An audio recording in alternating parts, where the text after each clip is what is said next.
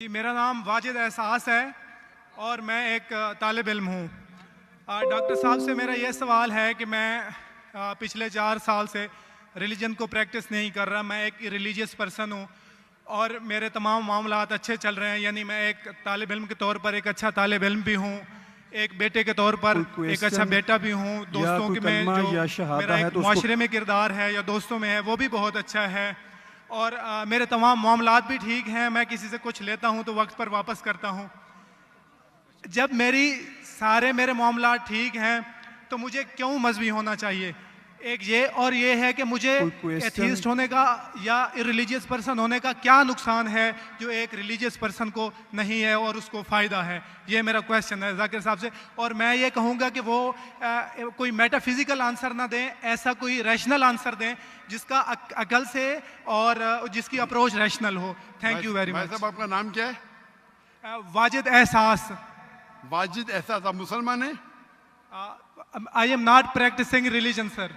हाँ, आप मुसलमान खानदान में पैदा हुए लेकिन इस्लाम पे अमल नहीं करते, बराबर? Yes sir, yes. अपने भाई साहब वाजिद मुसलमान खानदान में पैदा हुए, 4 साल से दीन पे अमल नहीं करते।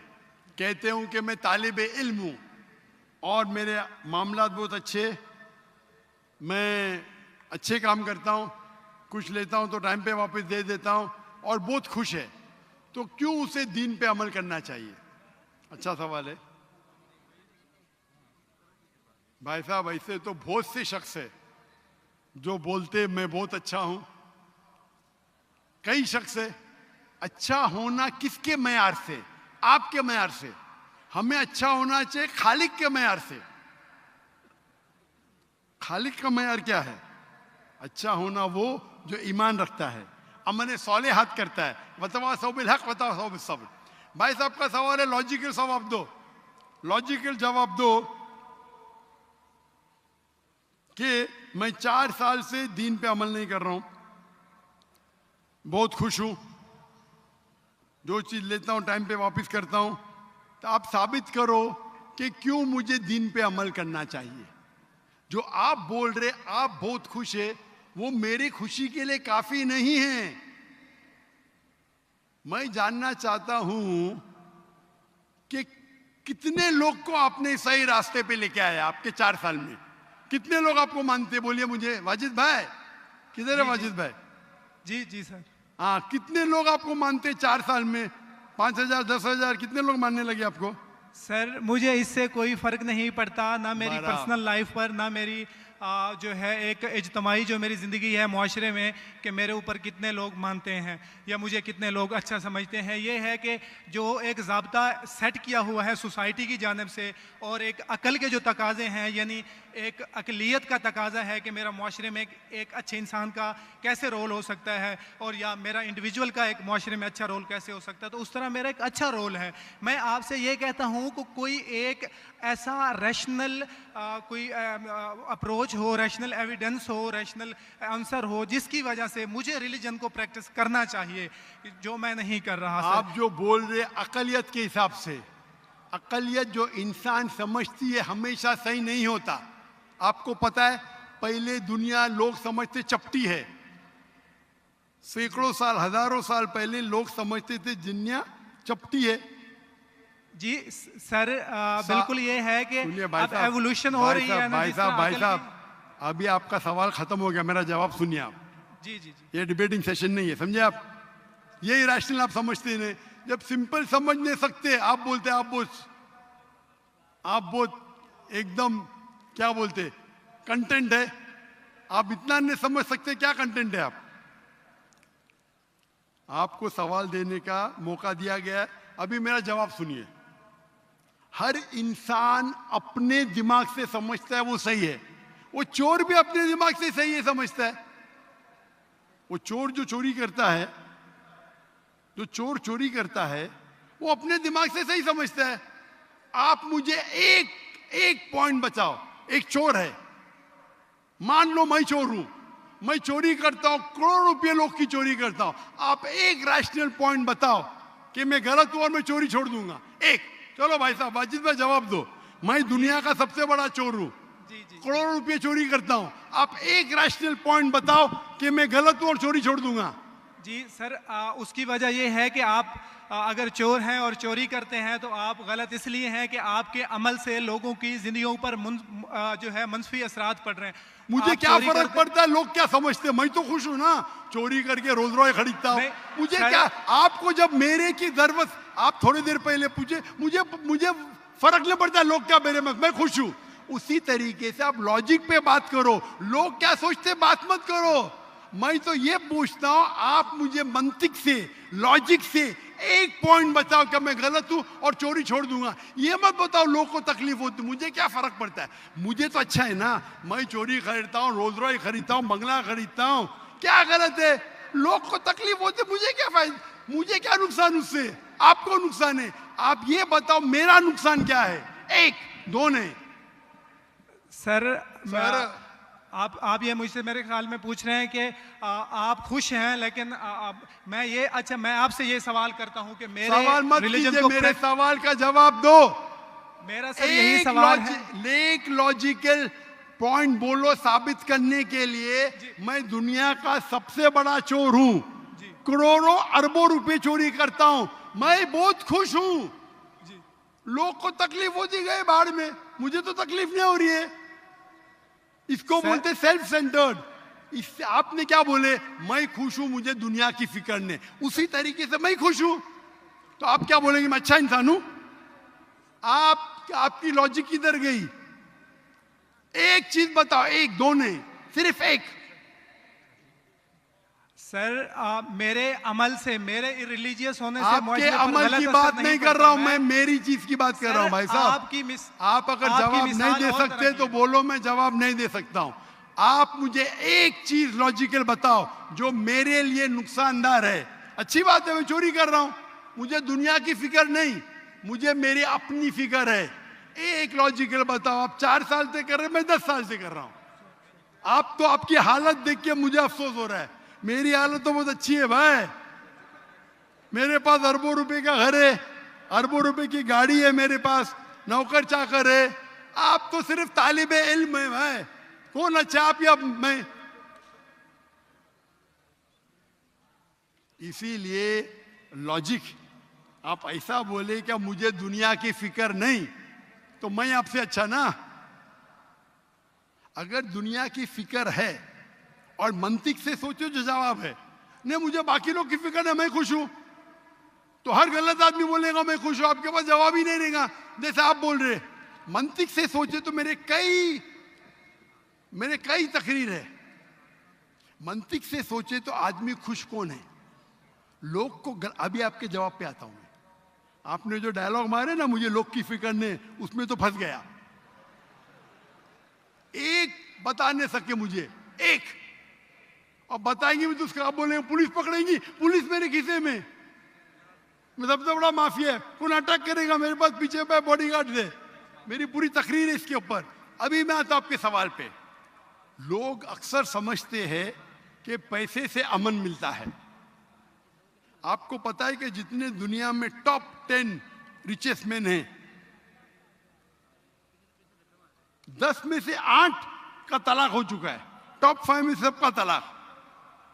कई रिच मैन के बच्चे लोग ने कंप्लेंट किया अपने वालिद के बारे में, क्या हैप्पीनेस, क्या हैप्पीनेस। इलॉन मस्क नंबर 1, उसका तलाक। जेफ बेजोस उसका तलाक।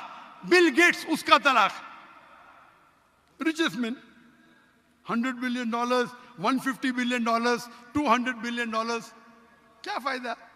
आपको लगता है हमारे दिमाग में गलत फहमी, खुश है, इन लोग बिल्कुल खुश नहीं है। वो जो इंसान गांव के अंदर सुकून की नींद सोता है, वो उनसे ज्यादा खुश है।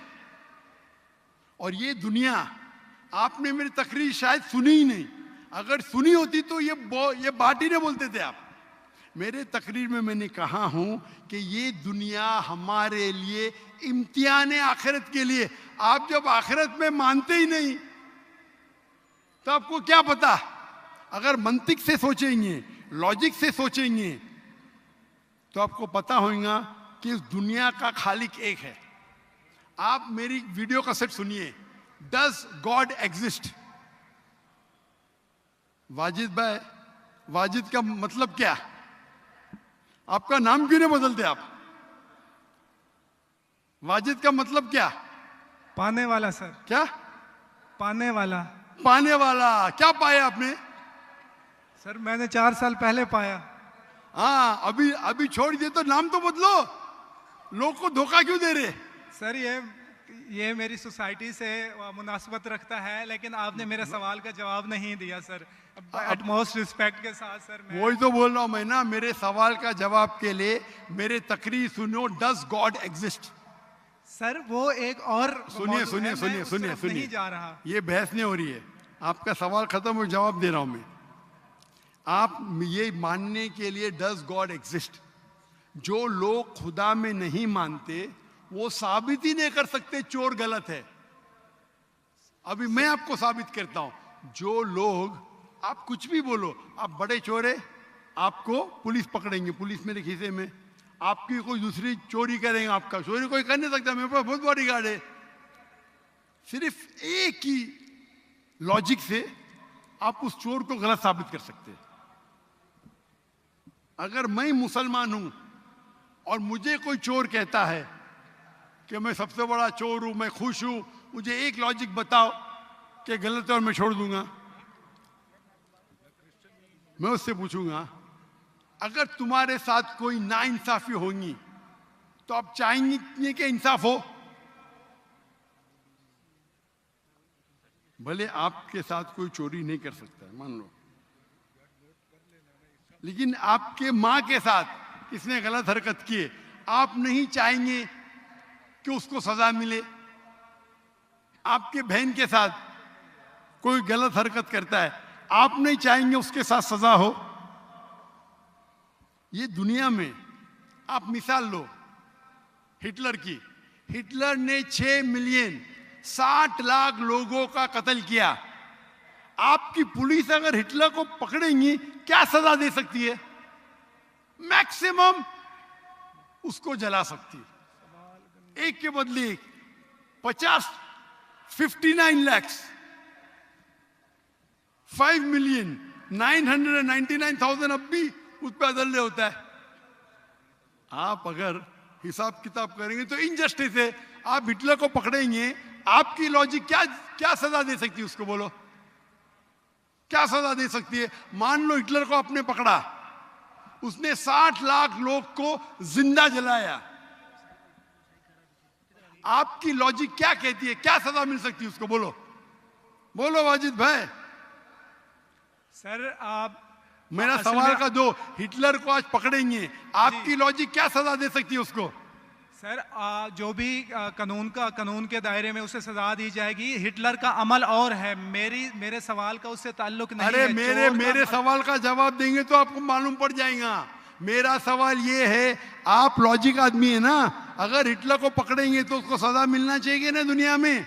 जी, जो एक स्टेट ने तय की है कातिल की, वो उसे सजा मिलनी चाहिए। एक कत्ल के मतलब एक, बाकी जो 5 मिलियन का क्या हिसाब? अन्य जस्टिस नहीं है, बराबर? आपको मानना पड़ेगा, अगर पुलिस हिटलर को पकड़ती थी, उसको मौत देती थी, ये जस्टिस है क्या? नहीं जस्टिस है, नहीं जस्टिस है। आपके हिसाब से 1 = 6 मिलियन, आपका मैथ्स बहुत वीक है। अल्लाह ताला फरमाते हैं कुरान मजीद में, अल्लाह ताला फरमाते कुरान मजीद में सूरह निसा में आयत नंबर 53 कि अगर जो लोग अल्लाह के आयतों में नहीं मानते और आखिरत में अल्लाह ताला उनको जहन्नम की आग में डालेगा, और जितने बार, सूरह निसा सूरह नंबर 4 आयत नंबर 56 53 ने 56, जितने बार उनकी चमड़ी जलेंगी उतने बार उनको नई चमड़ी दी जाएंगी।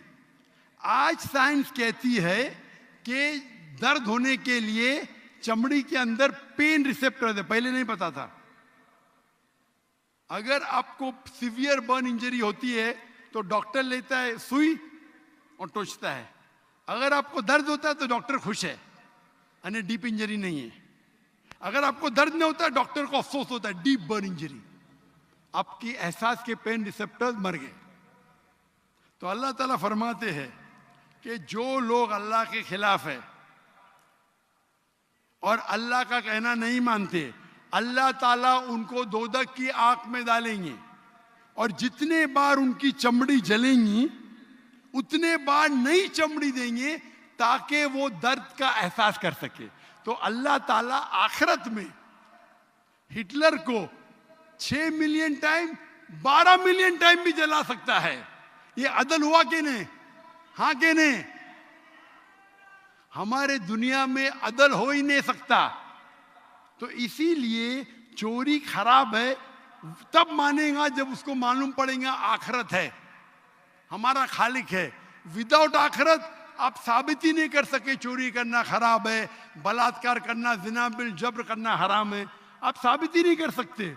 सिर्फ उस वक्त साबित कर सकते जब आपको पता लगेगा कि आखिरत है, हमारी इस जिंदगी के अलावा और एक जिंदगी है। और ये अदल सिर्फ तब हो सकता है जब हमारा खालिक है, हमारा मालिक है। और सिर्फ खालिक होना काफी नहीं है, खालिक के साथ आखिरत होना जरूरी है। अगर आखिरत नहीं है तो आप साबित ही नहीं कर सकेंगे कि चोरी करना खराब है, बलात्कार करना, जिना बिल जब्र करना हराम है, किसी का कत्ल करना हराम है। साबित ही नहीं कर सकते, आपके पास लॉजिक ही नहीं है। तो आप जो बात कर रहे 4 साल से आप खुश है, आपकी खुशी टेम्पररी है। मेन खुशी तो है आखिरत। जैसा बोलते हैं ना, आपके लिए जन्नत है, बिल्कुल सही है वो हदीस अल्लाह के रसूल की। काफिर के लिए जन्नत है दुनिया, तेरे लिए वाजिद ये दुनिया जन्नत है, मैं मानता हूं। अल्लाह के रसूल की हदीस है।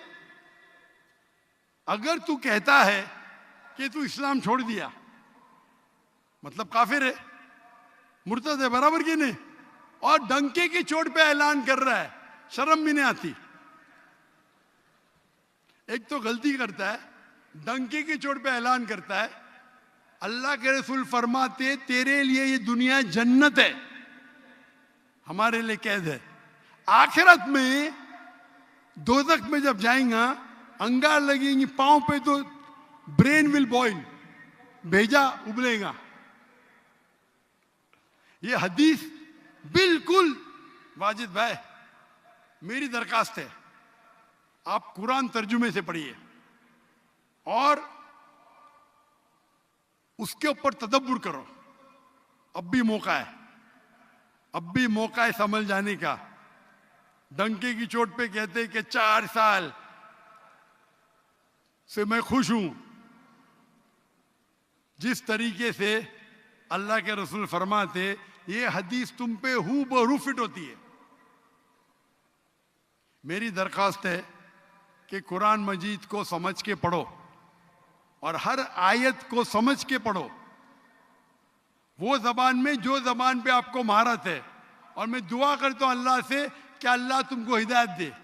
अगर आप माफी मांगे और सही रास्ते पे आ गए, फिर से मानने लगे कि अल्लाह एक है, अल्लाह के अलावा कोई भी माबूद नहीं है और अल्लाह के आखिरी रसूल मोहम्मद सल्लल्लाहु अलैहि वसल्लम है, इंशाअल्लाह आपको आखिरत में निजात मिलेंगी, वरना आप खसारे में रहेंगे। मैं अल्लाह से दुआ करता हूं कि आपको हिदायत मिले और अल्लाह आपको हिदायत दे और आप सही रास्ते पे आ जाए फिर से।